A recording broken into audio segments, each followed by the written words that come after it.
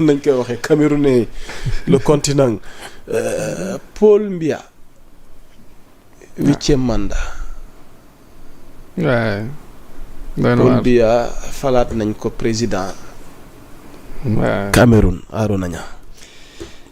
su ko jeexalee 100 ans lay am mandat bii di ñëw bu demaatee élection téeméeri atam day mat xamul lu xew yëgul lu xew. boole wàll ci leneen téeméeri atam day mat mu matalaale 50 ans de pouvoir. waaw déjà il est à 43 ans de pouvoir. waaw. 82 léegi moom mooy chef de l'État. bi muy nekk président sunu président. mi ngi am ñaar ci ay at. ñaari at. pour président Cameroun bi muy nekk président ñun Sénégal sunu président ñaar ci ay at la amoon kooku judd na fi màgg fi jàng fi ba nekk fi président fekk ko fi xamul lu xew xamul lu muy wax xamul lu muy def dañ koy téye lépp lu mu bëgg def dañ ko koy defloo mu ni moo jiite réew. ba pare waa réew mu tuddee seen bopp le continent dañuy jaaxaan gis nga lan naan l'Afrique est en retard. mais le Cameroun est absent boo xoolee ce qui se passe même jeunesse bi génn di manifester. son opposant là naan moo gagné est-ce que 80 yi matul ki jiite conseil constitutionnel ba ma nga ca 90 moom tamit. ñëpp ñi jiite Cameroun c'est des vieillards. pendant ce temps dafa mel ni amul une jeunesse wala une population bu war a mën a taxaw pour revendiquer xam nga lan moo leen def loolu. lan moo tax nekkuñu ci yooyu nekkuñu ci détail yooyu. yàmm sax sàngara dañuy comme ñun ni ñuy naanee ataaya non ñun sax suñu naan ataaya barewul comme Mauritaniens yi wala pël yi soo demee Fuuta xam nga warga bi baraade bi dañ koy teg bu ñu yeewoo suba naan bëccëgee yor ñu naan. bu ñu añee pare naan tàkkusaan ñu naan. bu ñu jullee timis ba reer ba pare naan. ñoom noonu la ñuy def sàngara seen mbedd yi seen koñ yi comme suñu boutique yi ni mu bare noonu la amee ay cappaloo dërëm ruq la yu nga xamante ni da ngay dem ñu jox la ci mbattu gi rek façon sëng bu ne am na fa bu fermenté bi bu far bi bu fënax bi bu nëb bi ngay naan rek. ndeysaan ñu jox leen alcool bu bari ñuy xëy soo ba ngoon di naan di mandi di reeve ku fayee ko jël genn wàllu sareeram bi dem naanee ko ba xolam sedd soog a ñibbi këram ñooñu ci lan mën a ne bay xalaat dëkk bu dox ak bu doxul newuñu ci malheureusement nag dëkk yi mel noonu moo ne Afrique moo tax tubaab yi yàpp ñu joxuñu ñu tër mais lii day jeex de. gis nga y a une série de vagues de coups d'état. li naan le printemps noir. bu nar a secouer l'Afrique de l'Ouest ak l'Afrique du centre. tous ces pays là suñu deful nank seront dirigés par des militaires wala après les militaires moom ay révolte wala soulèvement populaire yi fi jëlee njiit yi ñu yor nii. waaw Madagascar defa ni de. ñoom it ña nga ca ba président ba daw na. illustré wu nañ ci. waaw ci fi lañ jëm. parce que lii nii jeunesse africaine mi ngi commencé di am benn éveil mi ngi commencé di gis mi ngi commencé di ràññee mi ngi commencé di xam. donc lii aussi duñ leen bàyyi ñu continuer ci nii te destin wu Afrique def ko seen poste di dox ak moom di def lu leen neex aussi. on te nekk. bu ñu noppee ci Cameroun dañuy dem ci seen éternel wala grand rival le pays du feu Boigny mi nga xamante ne Alassane Dramane Ouattara moo ko jiite moom it. dugg na ci ñeenteelu mandaam ban décryptage ginnaaw ñoom Gbagbo finalement frustré am lu leen naqari Tidiane Thiam j'en passe donc ils sont nombreux coow li bëri woon na à la veille élection yi jàll nañ faluwaat na waaye ba tey am na ay conséquences yi mu fa bàyyi ci ay jafe-jafe wala ci ay coow loo xamante ne am na ci askan wi kaaw Côte d'Ivoire ak li fa xew tamit balaa ñuy jàll ci tomb gu mujj gi ci actualité yi ci bitim réew. am na benn région xaw ma benn préfecture nombre d'inscrits yi 14000 la. waaw Alassane Ouattara compté 16000 votants pour moom. nga ne.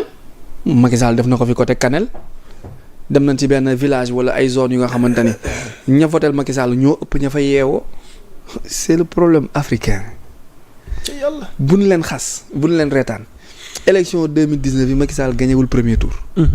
te pourtant premier tour la génn. élection 2007 yi Abdoulaye Wade gañewul premier tour. te pourtant premier tour la génn.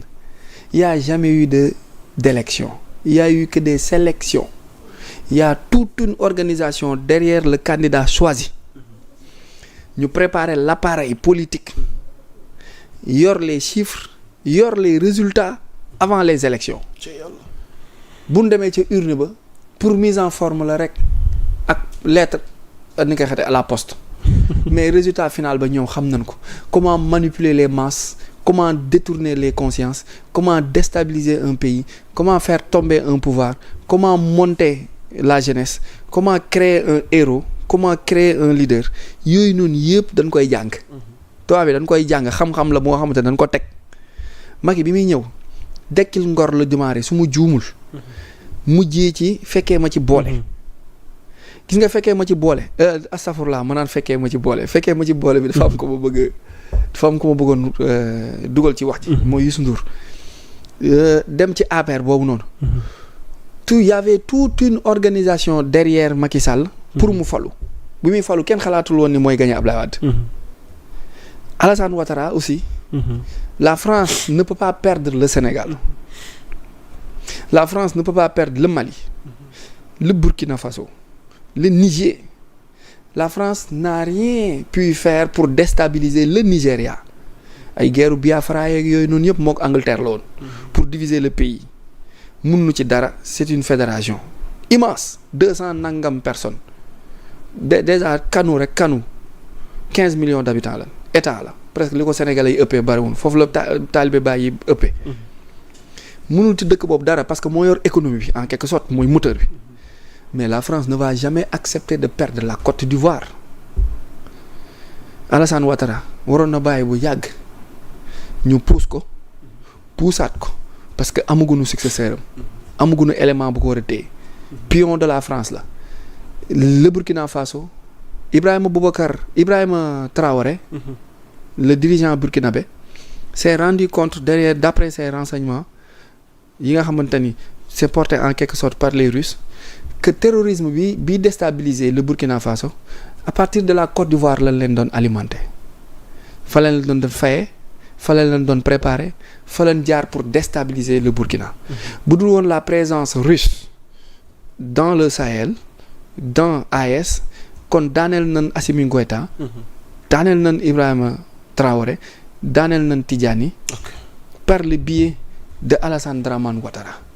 ñaar ñi ko waroon remplacer ñëpp danoo décédé mandat bee passé ci 1 an ñaari candidat yëpp décédé mu ne maa fi sës bii ci la même chose maintenant traumatisme post électoral bi amoon depuis Robert Guèye ak Gbagbo après moo jàpp ivoiriens yi moo tax ivoiriens yi sawaruñu ci guerre parce que dafa am ay séquelles moo tax ñu ragal dañuy manifester nii rek mais duñ demaat ci guerre civile bi amoon parce que gis nañ lim leen def donc napp nañ leen tiital nañ leen.